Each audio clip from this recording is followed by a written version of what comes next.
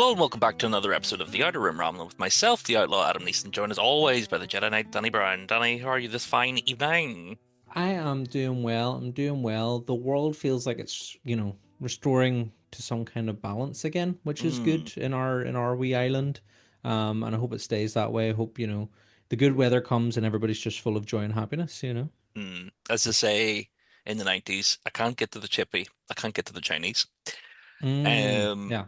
we have had to, we went round to the co-op today, which was hectic, because people were treating it as if it was COVID again, so there was no toilet roll or milk. Oh, nice. Was Weird. everyone just stocking up ready because they were like settling in for the long weekend? Our Mm. guest is probably like, what are these guys talking about? We will give context soon. Don't worry, we promise. You may have seen on the news. You may already Yeah. know. Um, But yeah, Adam, do you want to introduce our guest and let everybody know so then we can explain the context of what we're rambling about? Yes, of course. Today, joining us on the podcast, you may know from several Star Wars movies, including Solo, the Rio Durant, The Last Jedi as one of the Act 2 caretakers, and The Force Awakens as Harid 327. But joining us today is Miss Katy Kartwheel. Katy, how are you? Hello. Hi, Danny. Hi, Adam. I'm really well, thank you. Thanks for having me. Good, good. Of course. Thank you for joining us. So, Kay, I don't know, have you seen on the news what's been happening in Northern Ireland over the past couple of days? No, I actually don't know what you're talking about, and I really would love to know. Okay, it's not good. It's Not not very fun. nice. Yeah, so unfortunately on Tuesday there was an incident where a man was attacked by another man, but because Mm. the man doing the attacking was Somalian, a lot of right-wing people have taken it in their stride to be like, we're out protecting our communities and riot. So yesterday there was a lot of rioting in Belfast and other surrounding areas, and then today there's kind of been tensions and talk of like further rioting, but it doesn't seem to have come to pass. It seems that everything sort of fizzled out after last night's shenanigans. So, but there was one of the gliders, one of the like buses in Belfast city centre got set alight just kind of up the road from Adam. So like in his area, it was all very much like everybody had gone out, got their shot in the day, and then gone home to like settle in for the weekend just in case anything kicked off. But it seems, touch wood, everything seems to have sort of settled again. But it was just very much one of those things where a lot of very silly, selfish, uneducated people decided that it was their opportunity to go buck mad, as we Mm, would say over here. Yeah. You Well, that know. doesn't protect the community. It's just scaring everyone. yeah. Exactly. That's it, exactly. And it's put a lot of people on edge. It's obviously very much intimidated any sort of community beyond those rioting. And yeah, so it's an unfortunate situation, but it does look like it's starting to simmer down again. They've kind of had their jollies and are now kind of being told wise up because nobody else wants it. Nobody Mhm. else, bar those who were involved, want that action to happen. So yeah. Oh, I'm sorry to hear that. I mean, my thought always goes to the person who did the attack in the first place and were Mhm. they mentally unwell? Mhm. Yeah, of course, that's it. That's what a lot of these people don't consider or don't even care about. The people out rioting, they don't actually genuinely care for that. Whereas a lot of people who do care, obviously, are taking that into consideration, taking into consider the full context of the situation and leaving it to the appropriate people to handle, as it should be. But Mm. anyway, as Adam mentioned, you've been on quite a bit of Star Wars, which is what we're really here to talk about. So Mm. take us back. Were you a Star Wars fan before you got to be a part of Star Wars? No, I wasn't sadly a Star Wars fan. Um, And when I first walked into Pinewood Studios to walk around on my stilts for like a character concept work, I had no idea it was even Star Wars. And I didn't know for about till I'd been in till about my fifth time, I think, going in. They finally told me. Mhm. And what was I suppose the initial conversation then? What were you kind of told about doing the stilt work and what was your direction for being on those stilts? What were you kind of told that your stilt character was going to be initially? Yeah, so initially, my friend got in touch with me from the circus school where I was training and working with the director there and said, there's some film, some little movie and they're looking for a short stilt walker. And he said, "You do stilt walk, don't you?" And I said, "No, I don't stilt walk actually." And he said, "Well, I'm sure you can learn." And I said, "Well, yeah, sure." I was at that point in my life where I was just picking up opportunities that came and throwing myself at them, Mhm. without sort of worrying about, how much I was being paid or what it was really. I was just grabbing all the opportunities. So lucky for me, that attitude, yeah. And so I just trained for a couple of weeks on stilts, and Alex, the director at Aircraft Circus, showed me a few tricks and stuff on the stilts, and then I was just independently training. And then I went into Pinewood Studios with Alex, and we were doing things together on the stilts, like as a duo as well, like me sort of holding onto his waist, leaning down, and just trying different sort of character walks. He was quite practiced actually, at doing character work, so he knew just to show them a load of sort of character type movement. And then Paul Casey worked with me for a little bit. Paul Casey obviously choreographed the creature movement across many Star Wars films. He was probably just checking out how confident I was on the stilts. I was just doing a few pirouettes, lunges, walks, and things. And there was a big old team there in the studio. There was Neil Scanlan, Brian Herring, and a load of others, some of the fabricators and engineers there too. So they'd obviously done quite a bit of work before I came in. I was still none the wiser because I was quite new to movies. I'd only done one movie before. So I didn't really have any idea, because it was new to me. So I wasn't like, oh, this must be a big movie because look at what we're doing and look how many people there are just watching us, me Yeah. and Alex. It wasn't an audition. It was just trying out their concept. And then I can't remember how much they said in the first instance. That was just kind of the first meeting. And then I went back in and they took measurements and things from me. And then maybe it was like the third time they showed me a drawing of Big Red, and discussed the character with me. Yeah, and I still didn't really have a full idea that how it would feel and be, because it was my first experience doing that work. So it was probably a good thing because every time I came back, it just got heavier and heavier and harder and harder. um, yeah, we were working on another character as well, actually, that uh, with stilts on the legs, but also stilts on the arms. So the Mm. character had four legs. It is in the movie, but it ends up being robotically maneuvered. It ended up just being way too heavy. It was back breaking, literally. By the time all the engineering was put in this huge creature. I don't know the name of it off the top of my head. Apologize, but yeah. Yeah, very cool. It sounds like it. Did it start out, I suppose, a bit like the Land Striders and the Dark Crystal and the way they're performed Mm, with the stilts and then the big, like big crutches? Is that sort of yes. what the design was like? But then, as you say, they start to add all the engineering, the servos, and everything. Just got too sort of top heavy. Then, yeah. Yeah, too back heavy, exactly, Too because back that heavy. one was on four. Yeah, because it was literally on the back. So Yeah, all of that weight, and it was impossible to hold the weight. And yeah, the crutches and the stilts were just sliding away, as the weight was placed on. And I was fighting and fighting with all my strength, to keep that weight on. So um, yeah, it just yeah. is what it is.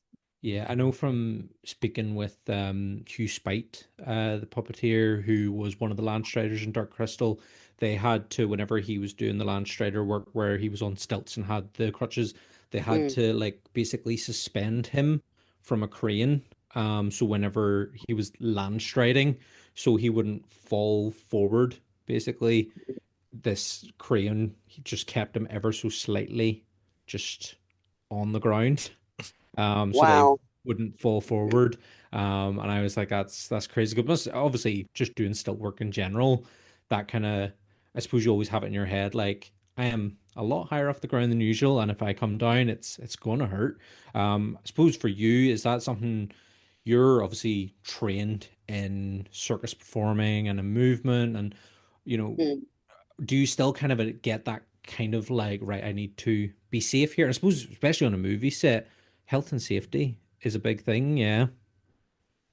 Yeah, absolutely. It's doing circus work. It's a constant kind of toing and froing of what move am I doing? How am I staying safe? If I need to come down, how am I going to get down safely? How is this move going to work? Yeah, that's a constant conversation. That's just part of the work. And being up on stilts, I mean, if I'm on stilts like in a normal kind of circus performing way, which is not with a big creature's outfit, let's say, just some stilt covered trousers, some light fabric, a costume, maybe some wings of some sort. That's very gentle. If I need to fall down, I can just bend my knees, fall onto my knee pads. So I've sort of trained that. If I need to fall, how do I fall? That's all fine. It's not that high. You kind of get used to the height and it becomes just kind of normal. I don't get scared being on stilts. I just have to be careful not to walk too fast because I can forget that I'm on stilts and just start leisurely walking. And then suddenly I'm like going a bit too fast. I'm like, oh, slow down, because I've actually got to pick the stilts up in front of me and really bend those knees up. It's not a normal walk. Yeah. So I can just kind of forget sometimes that I'm up there, and that's what one shouldn't do. One shouldn't forget that one's up on a big piece of equipment ever. So it's maintaining that focus. But obviously with a big creature like Hurid 327, really, I don't think there's a safe way to fall. You can't really, I think falling's just kind of out of the equation. I mean, with his shell that was all around, over the top of my head, and it went all the way down to my waist. If I fall, I would have just fallen on the shell anyway. So I'm not sure there would have been a huge amount of injury there, if I'm honest. Yeah. And what was the shell made from, and what was the visibility like? Oh, I couldn't tell you all the exact materials. I don't know if fiberglass would be the right thing to say. I might be completely wrong there. But it was, yeah, I don't know what to say there. But it was a hard shell, as light as possible, but it's still fairly heavy. And there was like an oval little window at the front of Hurid 327. I mean, if you see him, I'm saying it's a him. You'll see that was meant to be the viewpoint, so I could see out there. But it being Star Wars, dirty, rustic, it wouldn't have looked right had it been completely clear. So that ended up not at all a vision point because it was completely like covered with dirt. So you actually could not see a thing out that. And all the sides were sealed in. Like the shell did have some gaps at the side, and it was funny actually because every time I went back in, like I said, they put a bit more on they'd made a bit more of the outfit. The costume had been fabricated a bit more. At one point, the shell went on, but I had these big sort of archway gaps by the side of my body, and I could sort of see down. If I looked down just in front of my hips, there was a bit of a gap there. And all was well, the arms had gone on the side of the shell. And there I was practicing away, hands are on the levers inside. So, I pushed, and you can't see my arms at all. My arms contained within the shell of Hurid 327. And if I push a lever forward, it makes the his big arm that's going out swing. So that's how we managed that movement. So I'm seeing all of this happening. It's all quite breezy, quite tough, quite heavy, but quite top heavy. I'm managing all that. And then I come back in another time and they've made the side panels. And my vision just went completely. And they blocked everything off, the bit by my hips, everything had gone. And I was, yeah, just totally blind. Yeah, there was no way to see. And I tried it for a bit and I was like, this is really difficult, Morna. I had Morna McPherson, who was helping me, and she's an incredible fabricator. And I think she's heading a fabrication department now. Morna was really great. She worked with me a lot on the creatures I did. And yeah, she really fought hard for me to get a little bit of vision. So I'm very grateful to Morna. She fought hard for just a little bit of a rectangle to be cut out just if I looked straight down, I could just have a little rectangle just where my hips were, and I could see the inside of the stilt feet, the robotic feet, if you like. So I could just check that they weren't catching or crossing, because obviously being quite high up, it's actually quite hard to gauge. Like, you can kind of feel where your own legs are going, but sometimes the stilts might be coming in a bit, and you can't really tell if they are. And I didn't want to catch, so I was just able to see, just check that my stance is wide enough, and because like if I was to turn like my knee angle in a bit, even if my knees were wide, that might cause the feet to then catch. And like I said, falling over is not really an option. So yeah, so she managed to get me this viewpoint.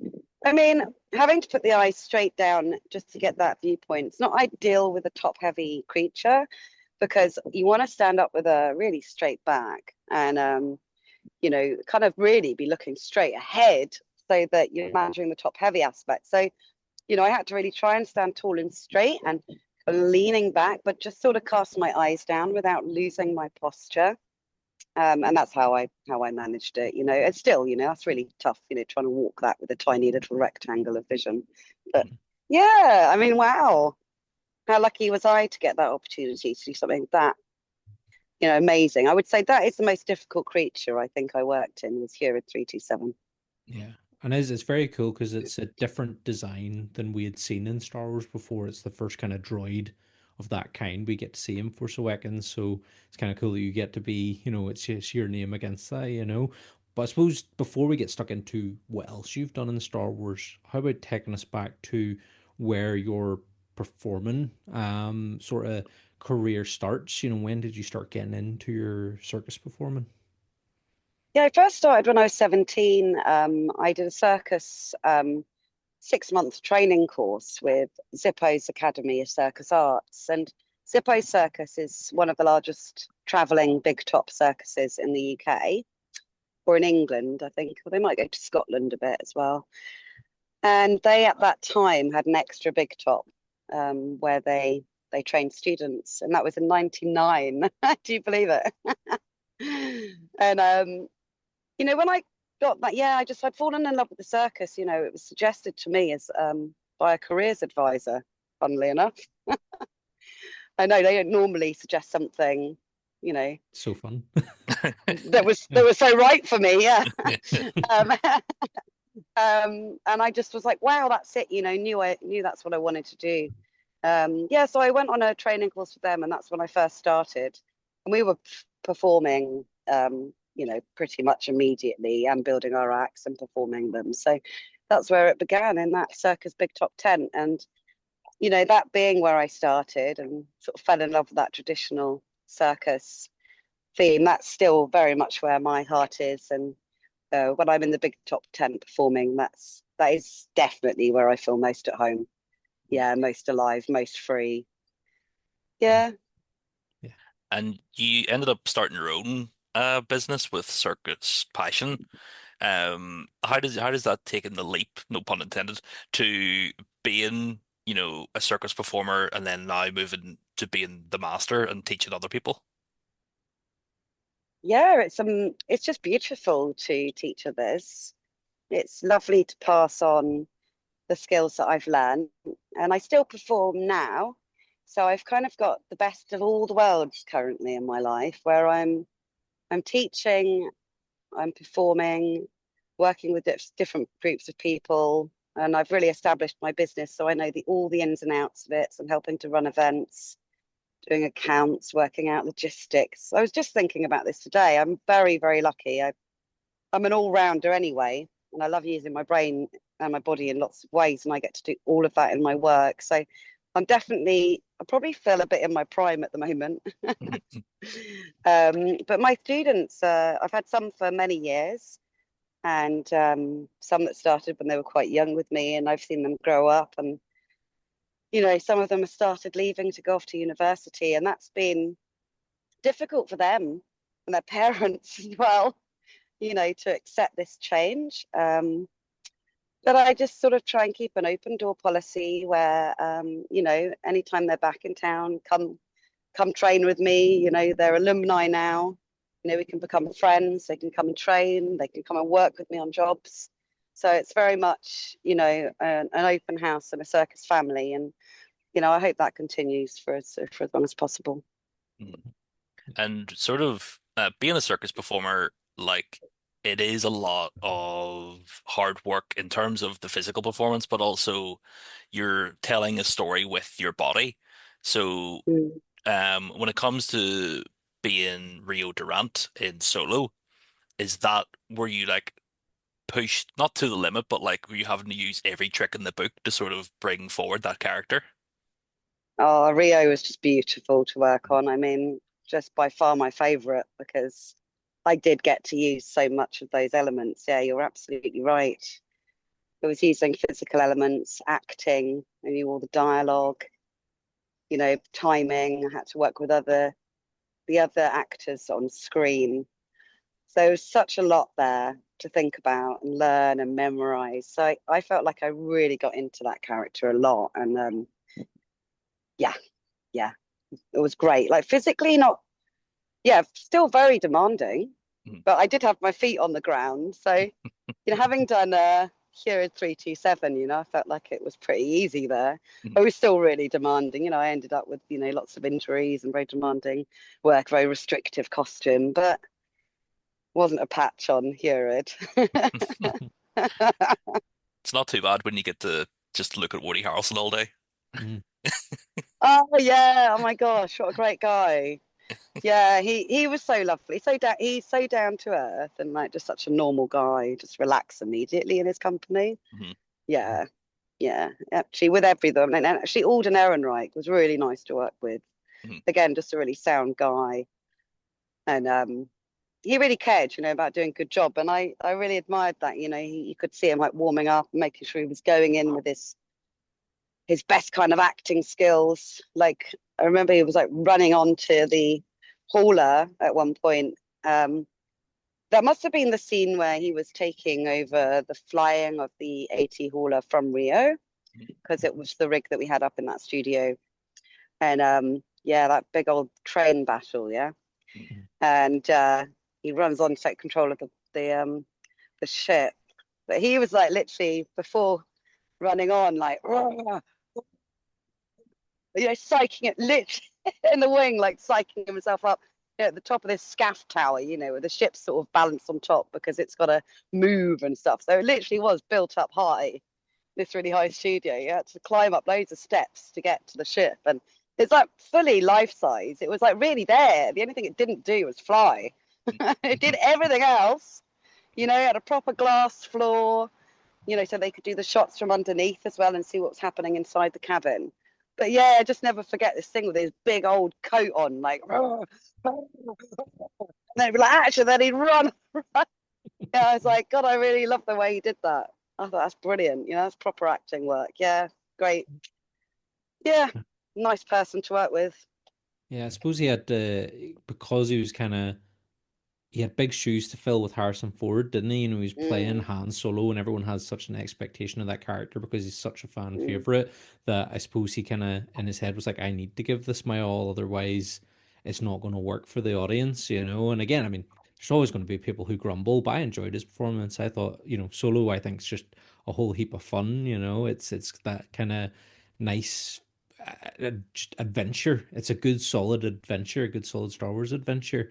Um, for you, did you know at the time that when you were in production that it was going to be Jon Favreau voicing Rio? no, no, no, that wasn't decided till really, really late. Hmm. Yeah, so that was months before that was decided.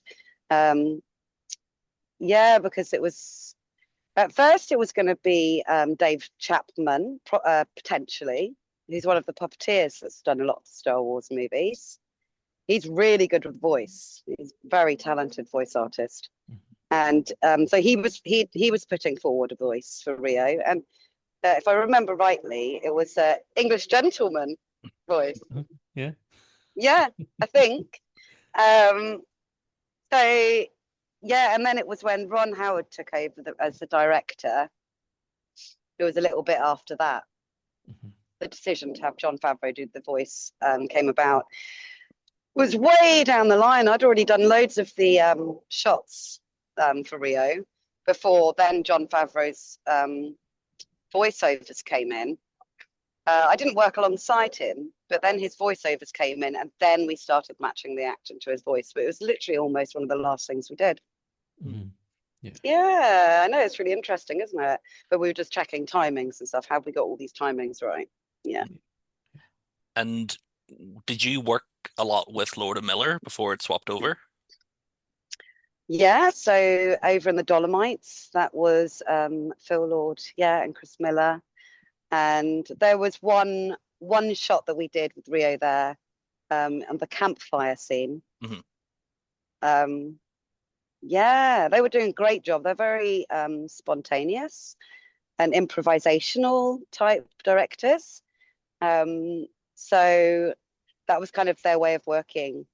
But back at Pinewood, there was still a lot of work being done with the puppeteered version of Rio that there was initially, which was Dave Chapman, Brian Herring, Damo, and Colin Purves.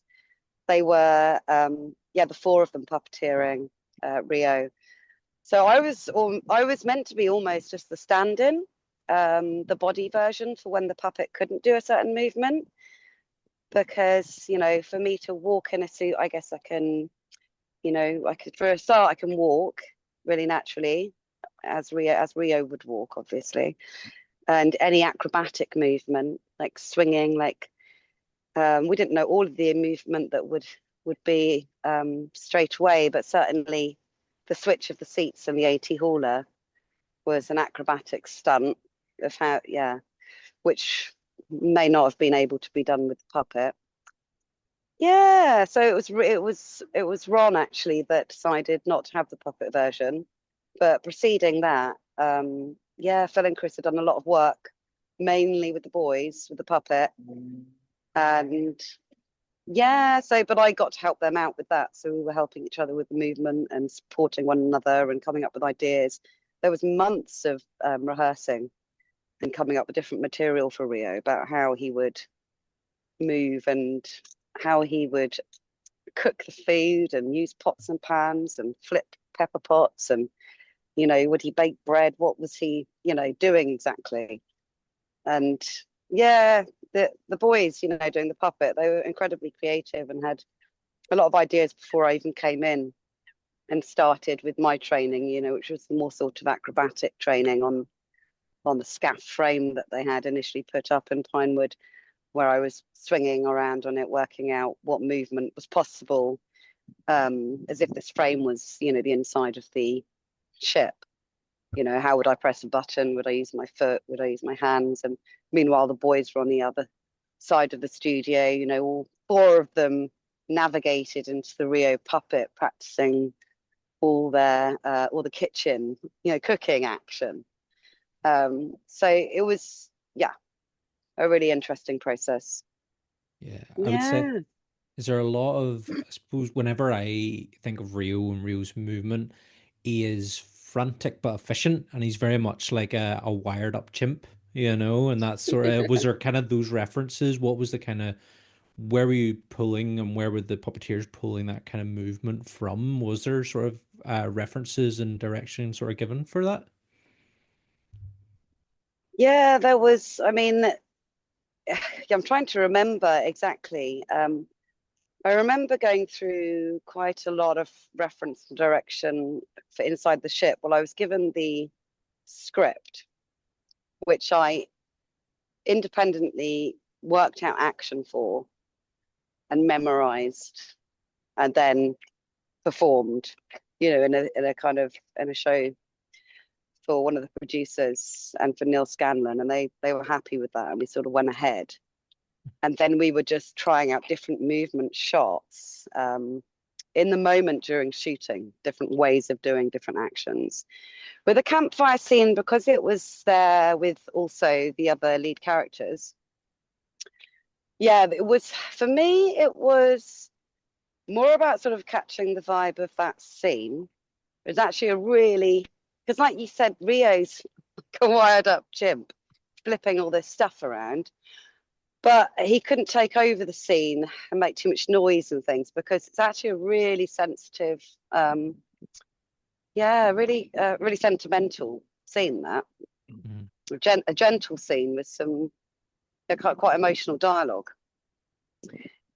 So it's getting that balance right between when is he flipping his pot and pan with all his arms and with all that kind of, quick, fast action, and when is he still, when is he quiet, when is he absorbing the dialogue. And it was interesting, because this is how heads come together. When I was in the Dolomites, I couldn't sense any of that, because I hadn't been given the script.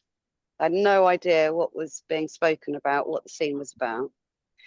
And it was my first time up with the lead characters. And we only tried it once, right? And I had a full robotic head on. So that was initially what Rio had.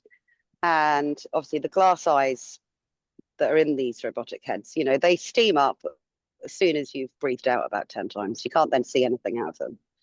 So you become completely blind, and you can't actually hear because of the robotics. So that was a massive challenge for me, because obviously what was needed in that scene, which I didn't know at the time, because like I said, I hadn't fully absorbed or been given all the materials I needed at that point, because we'd come in quite quickly. I was clattering about making a right old racket, I think. And trying to do acrobatics and flip pots and pans when I couldn't see was not successful. And probably disrupted the scene, although I have no idea.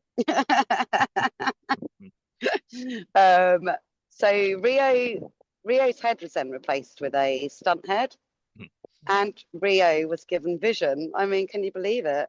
I know. How lucky was I? It was like I could actually see, like my eyes were actually looking out, like there was nothing in front of my eyes in the end. So balancing that, between when do you flip a potato or stir the soup, and when are you more, well, actually stirring the soup is more of a quiet, still action. So I was using that action for when there was, some important dialogue, and then using the more faster action when there were kind of these moments between.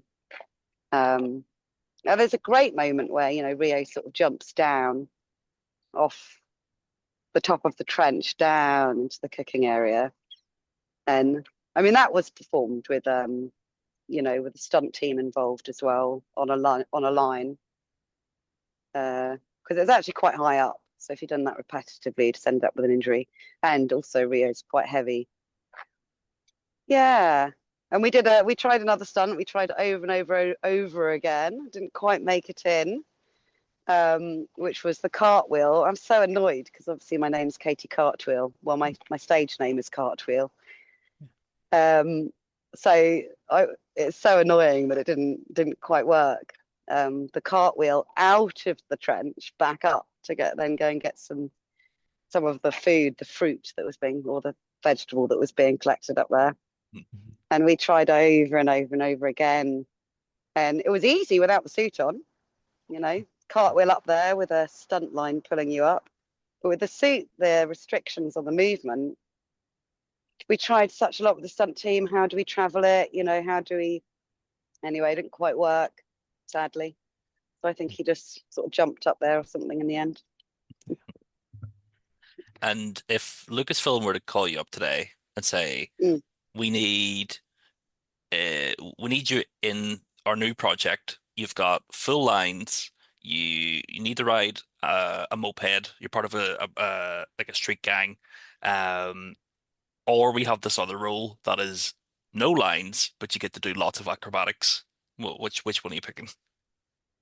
Oh, so no lines but loads of acro versus 4 lines and riding a moped. Well, I'd probably go for the 4 lines and the moped. Hell yeah. What if they said you can do acrobatics with a moped? I'd have to judge, like, I don't know, the four lines. If it's a big budget movie, that's still going to be months of work. So Yeah, yeah. yeah, I love the acting part of Rio. I've got to be honest. That was what, really, it was really nice to, really sink my teeth into a role where it was the movement and the acting all joined together. Hmm. That's what I really, really loved. And I got that more with Rio um, than with the caretakers and Hurid, which of course the acting element's definitely there because you're working out what that character needs in the movement, but there's not so much interaction and, Yeah. and with no dialogue. A lot of all of that was just my own imagination in my own head to keep the character going and alive, um, and that's satisfying to an extent. But yeah, really knowing the dialogue and um, understanding the character. I mean, Rio was just really fun, Yeah. you And know. also, Rio now gives you kind of like one degree of separation from Martin Scorsese, which is also very cool because now we've got Hugo Durant in The Mandalorian and Grogu, who is, I don't think it's been 100% confirmed yet, but it seems like Hugo and Rio are related. So you kind of have that connection to Martin Scorsese now, and that's pretty cool. Oh yeah, well, I haven't seen that yet. Oh, well, you need to go see it because you're I don't know, you're like space uncle, I guess, isn't it? Oh, amazing. Yeah, I will see it. And that's amazing. Yeah, what a link, what connection. Mm-hmm. Again, it's interesting. I suppose it'll be interesting for you too, because as you say, you kind of put so much, craft and passion into Rio to then see how a similar kind of character is performed. I'd say you'd be making notes. You'd be like, well, if that'd been me, I'd have done this and I'd have done Oh, that. maybe. Yeah, Yeah, maybe. yeah, I'm because sure I I'd be in absolute admiration and absolutely love whatever is done. Oh, it's good. It's Yeah. definitely just the movie in general. Again, like Solo, it's just a good, fun, swashbuckling adventure of a Star Wars film. For you, as you say, going into Star Wars, going into work on Star Wars, you hadn't really been a fan. You hadn't really sort of delved too much in Star Wars.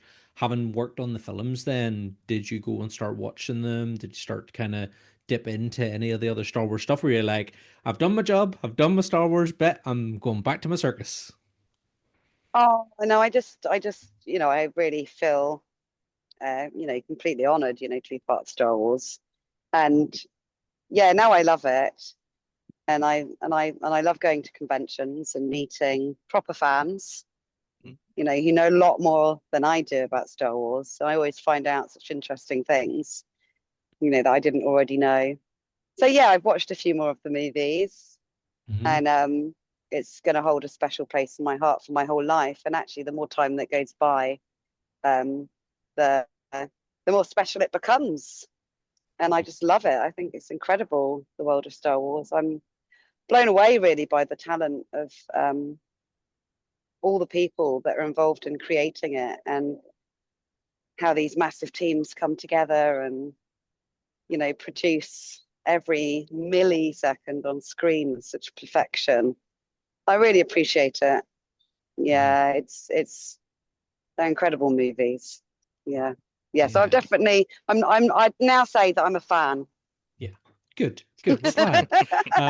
It's as you say, the craft that goes into it is incredible. And I remember at the time The Force Awakens was coming out and all the behind the scenes pictures were coming out of the different creatures and the practical puppets and all the performers in the suits and everything. And everyone was going wild for it. They kind of get the prequel trilogy kind of gets slated for its overuse of CGI. Now again, a lot of people forget how many practical droids and creatures are in those as well.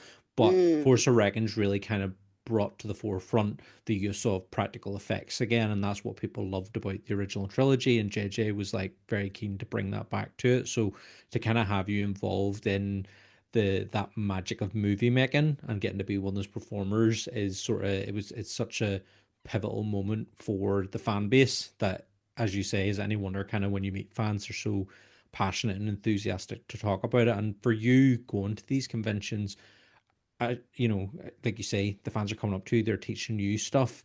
Is that mm. something that, whenever you kind of got into the film acting work, is that something that you kind of even anticipated as being a kind of part of the experience?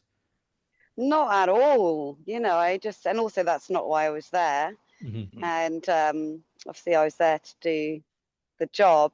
And that also, going to conventions and meeting Star Wars fans just seemed very alien to me at first. So I just didn't even entertain that idea. And I felt like it was a bit big-headed or something, sort of, who am I, you know? So it took me I don't know how long, but at least a good couple of years before I was sort of thought, hey, maybe this is not all about how I feel, and actually maybe it's kind of nice thing to do for other people. And maybe there's nothing wrong with celebrating it. And now I just feel different about it. It's just really nice to meet people and talk about Star Wars actually. And yeah, it's that craft, isn't it? I really appreciate that practical effects so much. I mean, it's something I'm so proud of.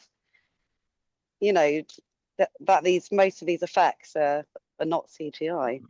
Because most people say about Hurid, they're like, oh, I thought that character was CGI. And I was like, no, it's like totally not one bit of it. The only thing that CGI is the fact that you can't see the lunge line that was attached, and that was only so I didn't fall on top of Harrison Ford. It's not because it was being used, believe me. That was the safety for the lead characters, I reckon. Yeah. Yeah, it's just there's one fan in particular that is really sticking out for me called Lucky McQueed. Is that his name? I think it's Lucky McQueed.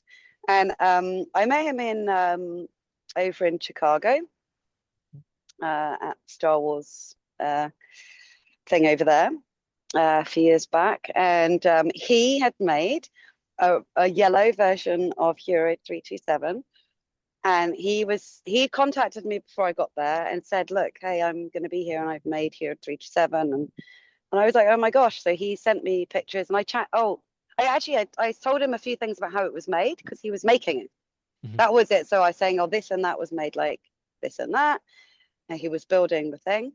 And then I met him there and he'd built this incredible, and it was amazing. And I signed it, and he'd done this incredible job, fabricating this creature. Amazing. And we just really hit it off. And he was just so passionate about Star Wars, to go to that length, to actually fabricate something so amazing and make it so close to the original and walk it himself. And then I saw him recently. Neil Scanlan, I know, doesn't often come and do conventions and things, but he came and did a bit of a talk at a panel that we did recently in Southampton. And Lucky was there. Yeah. Oh, I was like, oh my gosh, Lucky. And that was so good. So we were chatting, and then he actually went up to Neil Scanlan at the end and said, I really, because he just really wants to work, and he wants to share his skill. He has got a skill, he's very passionate about it. So I really hope he gets some work with Star Wars, and because yeah, he deserves it.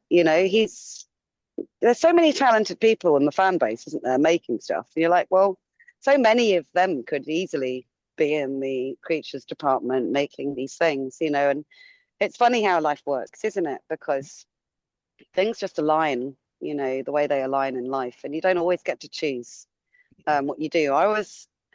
But so many people, totally able to do the work there, because really it's being carried by the whole department, isn't it? And the minds that have been there for years as well really help, the experience, and you can get taught as you come in. But you're just, I guess, lucky, or things come aligned for you. Like for me, I just was in the right place at the right time, and I had the right attitude at that point, to take that opportunity. It's funny how life works, isn't it? Yeah. Well, you're speaking about fans and meeting fans at conventions, but Star Wars for Danny and I and a lot of other people is a good sort of outlet for our mental health. Really helps us a lot. But obviously with Circus Passion, you help a lot of people with mental health issues using Circus performing. So if there's anybody in the UK that would be interested, how would they reach out to you and get involved with it? Oh, that's really Oh, that's really amazing that you brought that up. Yeah, circus is very therapeutic, doing circus skills. And yeah, I do have a certificate in circus therapy. It's quite hard to get a certificate in circus therapy because they're not provided by anyone except one person I found in the US. Um, and I've got a degree in psychology as well, so I've been intertwining that. But I really hope that in the not too distant future that there will be like a master's available to train in circus therapy, and I'm sure that will happen at some point. But yeah, I've got my website is circuspassion.co.uk. You know, my name's Katy Kartwheel, both with K's. So I spell cartwheel with a K as well. So you can find me easily by searching up Katy Kartwheel. I'm on Instagram, Facebook. I'm happy to be emailed with any requests that people might have. And, you know, if you don't live too far, I can work with people and I can work in one-to-ones. Yeah, if somebody wants to do some one-to-one work. And I have done that. And yeah, I use my knowledge from psychology. I use mindfulness as well. So I've done a course in mindfulness, self-compassion techniques. And yeah, it's very grounding working with people who have, I mean, we've all got needs. We've all got our varying levels of needs. And we've all got our unique set of needs. And it's about just tailoring things to the individual person. What is it that they need? You know, I have a student who's very anxious, very traumatized with past memories, and has been in psychiatric hospital. And I work with her, and the way that I work with her has to be quite different from the way that I might work with somebody who has a learning disability. Someone with a, you know, sometimes you work, it's all about being really fun and being very encouraging, and yeah, we can do this, but sometimes it needs to be more gentle and, you know, saying things and helping to say things as you're working, like I believe in myself, I deserve to be here, and sort of that soothing. And we're working more on the breathing, or it's building self-belief in people. Sometimes you focusing more on the physical goals to distract from the mental side as well. And you're like, well, let's work on these things, you know, how can we pop that there? And then it's about what do you say to the person that you know is going to help to keep them going and that fits into their mindset, you know, when they do something well, what is it that they need to hear and why? You know, how are they feeling today, and how are they fragile in what sort of way, or how do they need to be kept safe in what sort of way? Then how do you respond? It's so unique to every person. And I really believe in the power of circus. The person has to want to do circus in the first place. If you don't want to do circus, you don't have to. So, but if one wants to, it's like you just said, you know, the Star Wars is an outlet for you, so it really helps you guys with your mental health. I think you just said. Yeah, I'd be interested to know more about that. How does that work for you guys?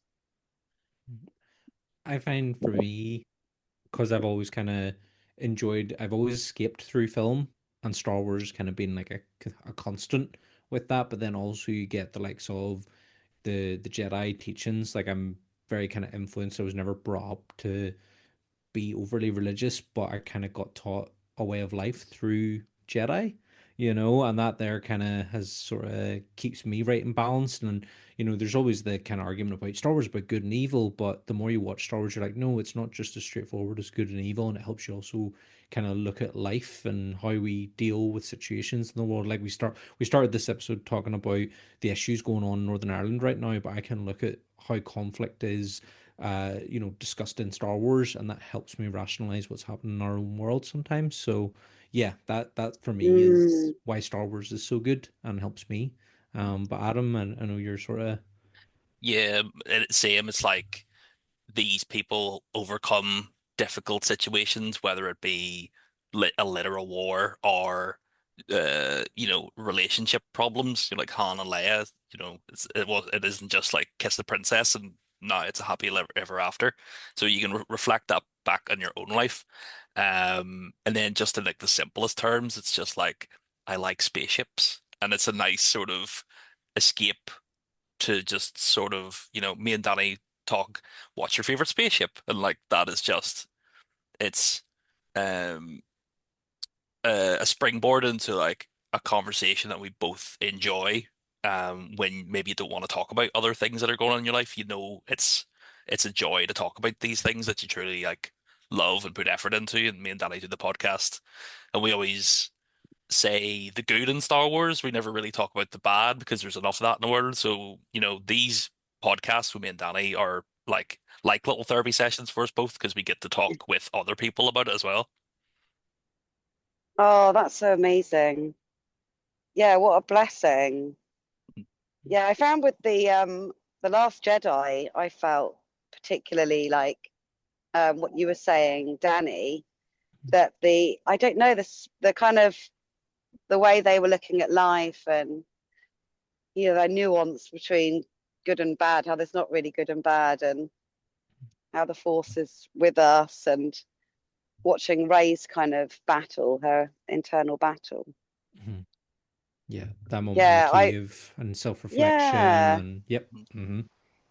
yeah, that really spoke to me, and I was like, wow, this is literally how I think Yeah. about life. Hmm. It's Yeah. just like so spot on. Um, yeah, it is really awesome. Yeah. One of the funniest moments uh in The Last Jedi is the moment where the caretakers almost get crushed by a boulder, and just the wee like look up that they do, like up at Rey, just kind of like, what are you at? I love that. I love that wee moment. So good. Uh, and Katie, just to sort of wrap up, I'll ask you a circus question. Yeah.